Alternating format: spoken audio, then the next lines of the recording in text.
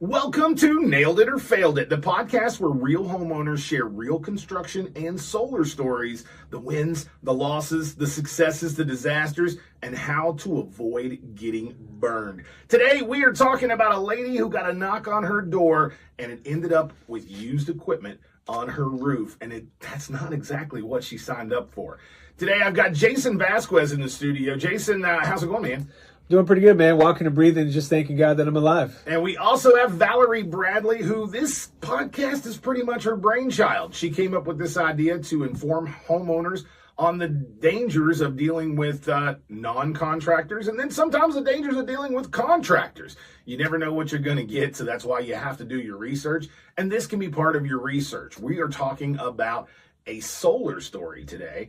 And Jason, you've been in the business for about 20 years. You've been doing this. You've seen a lot of people. You've met a lot of people, and you've heard a lot of horror stories. You know, we talk about the dark cloud that's on solar right now, and that dark cloud on solar comes from the door knockers, the folks that knock on your door and sell you a pipe dream, and then put that pipe nightmare on your roof, and it really isn't the way that you wanted to go. Now, solar can be a wonderful investment. It can be something that really changes your life and gives you your energy independence.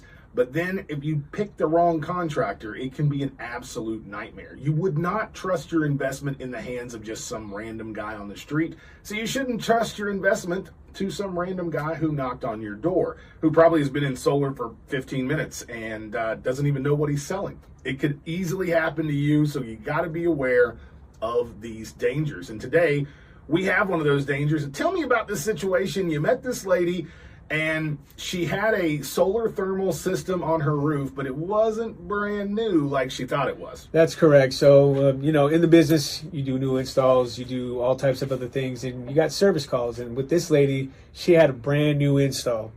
And with that brand new, let's not call it a brand new install. Let's call it just an install, because she started to have leaks soon after the install. And right after that install, she gave us a call because she couldn't get a hold of those contractors, if you would, to come back out and take care of that leak. It was unfortunate that she had to deal with it. There was leaks in her roof. There was leaks in the plumbing. There was used pipe, used panels.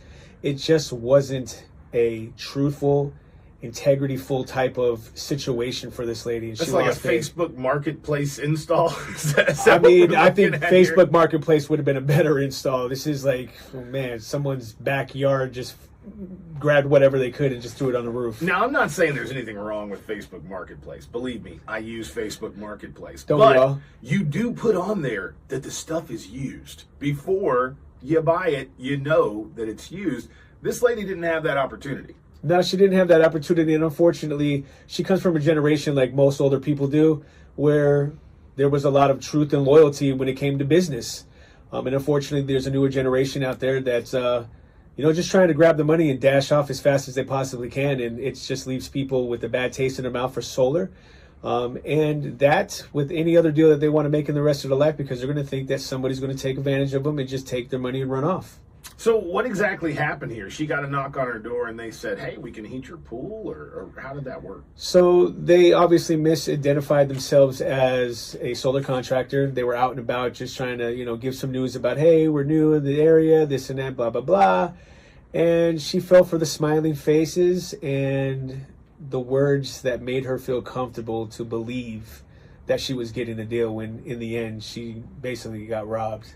What did she want? What did they offer, and what did she want? I'm not too sure if they offered her the full package. All I know is eventually she's an older lady, so they probably pitched her a thing about arthritis, warm water, and how to help with her joints and stuff like that, because she believed that warm water was going to help her.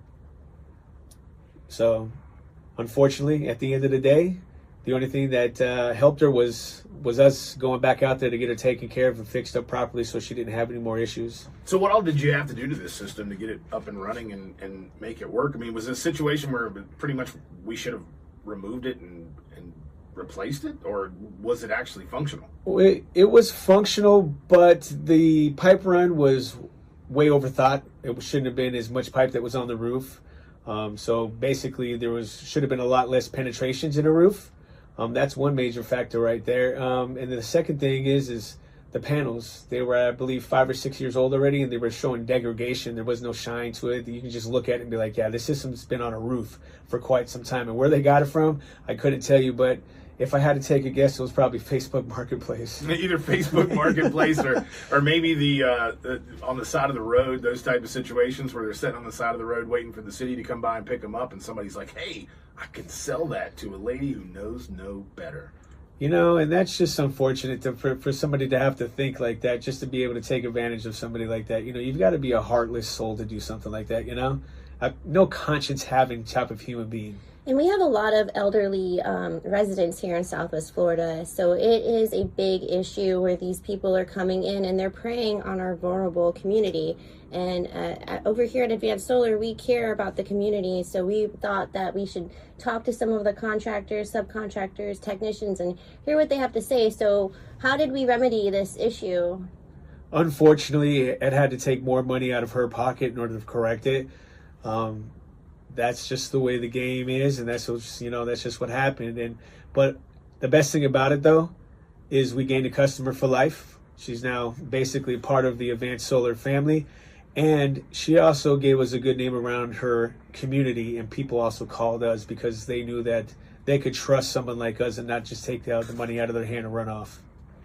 Well, you know, we're talking about the thermal side of solar here, but you know, when you're talking about the thermal side of solar, and I'm not saying this is not little money. And we're talking, you know, she probably spent thousands. You know, at least 3,000, if not 5,000, after it was all over and done with. She was up by 4,000 almost there. Yeah. About $4,000 on a used system that she thought was new because she trusted the wrong person and knocked on her door. But I've got one that's going to blow your mind. Light it up. Let's see if it blows up. Okay, so when we're talking about a solar investment, normally when people are talking about an investment, they're talking about solar electric. Because, I mean, solar pool heating is great. It's going to heat your pool. You're not going to pay every single month like you would for an electric heater or a gas propane heater. I mean, you're saving money. But when you're talking about solar electric, that is a massive investment. And this, unfortunately, is another elderly person who got a knock on their door. And they got a knock on their door from this door knocker that decided to sell her a dream and let her know, hey, we can eliminate your power bill. From now on, you'll never have to pay a power bill. All you have to do is sign on this dotted line and pay $38,000 for this solar That's it? system. Just $38,000? That's it? Just $38,000. Wow, that was all right. She signed the deal. Of course, they installed the panels, and they were new. They were new. However, new to her, or actually new? Oh, they were new. Oh, they okay. were brand new panels. They installed them on the roof. Problem was, they weren't actually a solar contractor, so they couldn't pull a permit. Oh. The permit was never pulled. And if you don't know anything about solar, you have to have a permit. Once you get that permit is what you turn into FP&L to get your meter swapped. And if your meter's not swapped, then your solar system does nothing. It will not create power for you. You will not be able to use that. And you have to have that meter swapped to a bidirectional meter. And you can't do that without permitting. And you can't get a permit without engineering. Legally, though, that's how you're supposed to do it, because other companies have just turned it on, walked away, and then they end up getting fined by not having that permit. Yeah, well, you got to have, well, the bidirectional meter's not coming from FP&L unless you got that permit. Oh, yeah, absolutely, period. yeah. So, this lady, she got this all installed. She thought she was good to go, and then she gets her power bill. Wait a minute. No. There's no savings on this power bill. So she calls FP&L, and FP&L lets her know, you don't have a solar system. She said, I promise you I do. It's up there. I can see it. I can see it. As far as FP&L's Right concerned, there. she didn't have a solar system at all. So she ended up calling us. I had the pleasure of speaking with her and her son, and we figured this whole thing out. We found out there wasn't any engineering for the system. We found out there was no permit for the system. We had to go and engineer the system and permit it. It had been 3 months before she found us. You know, a lot of solar companies don't help people like that. You call and they say, hey, we didn't install your system. We're not doing your permitting. We're not doing your engineering. We're not going to fix your system. We're not going to take care of any of that stuff. They don't want to be a part of the problem. I mean, they don't want to be a solution or a part of the problem, you know? Right. For me, when I heard her story, I was like, we've got to help this person. We have a moral obligation by being in this industry to help this person. So we went out there, we checked it out. Of course, there were wiring issues. There were things not installed correctly. There were things not even working. We got everything up to code. We got everything wired correctly and got everything pieced together. We got our engineering taken care of. We applied for the permit. We passed the inspection. And then her investment actually went to work for her. But think about the situation if we would not have helped her and no one would have helped her. Or God forbid they wired something wrong and caused a fire in the house. You know what I'm saying? There's so many different things. But to do that, but to burn the house down, you'd have to actually be functioning. And it wasn't functioning to begin with. So once we got all that taken care of for her, she actually got her electric bill down to like $25, which was a great situation for her. But before then, she was paying a power bill, and she'd already dished out $38,000 for roof ornaments because that's all they were. Where was she located? And it wasn't even Christmas yet. She was located in Fort Myers. So this is a local Fort Myers woman, Absolutely. homeowner that had to go through this. Fort Myers, she had to go through that, and she's not the only one. Unfortunately, no. No, we've come across this time and time again since Hundreds. we started the advanced rescue process. We do advanced solar rescue, and advanced solar rescue has helped tons of homeowners get their systems back on track, whether it be a battery issue, whether it be a solar system issue, or whether it be just, hey, I'm having service issues and my company is gone. I can't get in touch with them. Either they're from out of town, sometimes from out of state, sometimes they just don't exist anymore, sometimes they went out of business. But if you were orphaned by a solar company, luckily, you've got Advanced Solar to reach out to. More than luckily, I mean, you just got to look at it as being able to put integrity back into the community because of less fortunate, you know what I'm saying, situations at that. So as you can see, it's a little closer to home than we feel comfortable. Things are happening every day to your neighbors in your community. So it's really smart to stay vigilant. And we're going to go into our segment here where it's called the red flag segment. And Jason and Brian, if you guys would talk to us a little bit about maybe a couple red flags that some of our homeowners would look out for to help them not get into this situation. First thing I would say, sorry if I jumped the gun here there, Resner, but first thing is educate yourself before you make a decision of buying anything. Just like if you were going to go buy a car, what are you going to do? You're going to look at makes, models. You're going to look to see if there's any recalls. You know, because you've had so many different types of experiences in life. And unfortunately, a brand new experience should be one of the most valued, researched opinions that you should be able to get to yourself. Because when you're forking over $38,000, sometimes these things are $100,000. I mean, you're looking at a huge investment that you don't definitely want somebody to walk away from. So always research. And on top of that, don't be the one who's interviewed on a sit down when it's they're talking to you about solar. Interview them, put them on the hot seat, make them answer your questions and you not listen to their answers. And that is something that you can get directly from Advanced Solar. If you'd like the red flag report, we will send the red flag report out to you. It's 10 questions that will guide you to the right contractor for you. Now, of course, you know, we want you to choose us, but there are ways that you can pick through all of the bids that are out there in a great way. You know, when people are buying things, the number one thing they think about is price. Oh, I got to find the best price. That's not the best route when it comes to solar, because door knockers use low prices to get people into bad situations. And what is saving a couple $1,000s when we're talking about your investment going to waste? You don't want to waste your investment. You didn't save anything. You lost, and you lost big. And one of the things that you really want to look at is you come to the conclusion that the most important part of your process of finding a solar provider is the most important part is the company. That's what you're choosing. Testify. Yes. Absolutely. Testify. It is the most important part. You want to make sure that company's been in business longer than their warranties. And these warranties are large. 25 years is a long, long warranty. If that company's only been in business for 6 months, you might not want to trust them with a 25-year warranty because you don't know where they're going to be.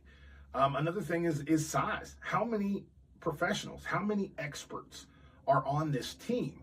If that's the thing with door knockers. A lot of the times they're not solar companies. A lot of times they're sales organizations. Sales organizations are out there selling it, and they're not installing it. They're bidding your project out to the lowest bidder. And not only that, they're trained to respond to your average questions that somebody's going to ask that unfortunately doesn't educate themselves in the solar division. That's very true. So let's recap. So some of the red flags that we talked about today would be the size of the company, the longevity of how long it's been in business. So the experience matters. Jason mentioned researching. That goes with anything that you want to purchase in life. Research always. And then interview these people when they come over and they ask you questions. Ask them questions back. These are going to keep you guarded when you are about to get scammed, which we don't want for any of our residents in Southwest Florida. See, the bad thing is, these companies, they go out there and they do that, and it puts a black eye on the entire industry. You got people on, if you put 2 black eyes of anything. Yeah, if you go out on, like, say, eggs in the Facebook groups, and someone's like, "Hey, looking for a solar company, any suggestions?" You will have at least 8 to 10 people that are like, "Don't do it. It's a scam." And it's not a scam. There are scammers. Yes. Just like there are scammers in any industry. Everything and anything. Well, I mean, if you think about it, roofers have the same black eye. Roofing companies have the same black eye because there were so many roofers that came in that weren't out of state with no license. Yeah. Right. And they were just throwing up roofs left and right because there was a hurricane and roofs were destroyed and people wanted to get their stuff fixed. And the good roofers were all booked. So they were like, "Oh, this guy from Fly-By-Night Roofing says he is going to come in and take care of my problem. Let me throw some money at him." And that's where things really start to go wrong. Yeah, you got to watch out for those people that come from different states and they tell you some, crazy cities that you've never heard of. Yeah, we're from Pick Your Nose, Iowa. I mean, right there, that's just a red flag. Where are you from? Research it. Yeah, if they're not from Florida, they really shouldn't be doing There you go, exactly. Should definitely choose local. So for maybe our next story, we should get a roofer in here and talk about some of those scary. I'm pretty sure roofers would love to explain about all of the bad news that's been created by a lot of these unlicensed solar contractors. I have a great friend named Jaime Vega from Vega Roofing, and he tells some really awesome stories. Well, they're not. They're actually awesome or bad. Well, I'm gonna say they're hilarious stories about these contractors that and the type of work that they throw in and act like it's acceptable. And once all of the hype about what just happened with the hurricane's over and these roofs are replaced, that's when round 2 happens, when you bring in the real roofers that come in and correct all the mistakes of the roofers that were just trying to slam it in and get some money. That's absolutely true. And when you're hiring a contractor, you want to make sure that you're not emphasizing the word con when you get a contractor. So you want to make sure that you're being taken care of properly. Absolutely. Yes. And it happens in all directions. It's not just roofers. It's not just solar companies. It's everybody and GCs, anybody. Plumbers. Yeah. Everybody has a group that's in there for the gold rush anytime something happens. And you just got to make sure that you're making the right decision. It's better to wait a little bit. It's better to do your research. It's better to pay a little bit more to make sure that you're not in a situation where you're paying a whole lot more to make up for where you saved a couple of bucks. Yeah, you definitely want to make sure that you get your second and third opinion on something. It's just like going to the doctor or anything else. Sometimes you're not going to believe something. Sometimes you are, but it still doesn't matter. You should always look to see about other opinions because you'd be surprised what you find when you do some digging. Absolutely. Well, thank you, Jason, for coming on and telling one of your stories. We're going to have you featured a lot more in this show. So look for seeing Jason Vasquez on our episodes in the future on Nailed It and Failed It.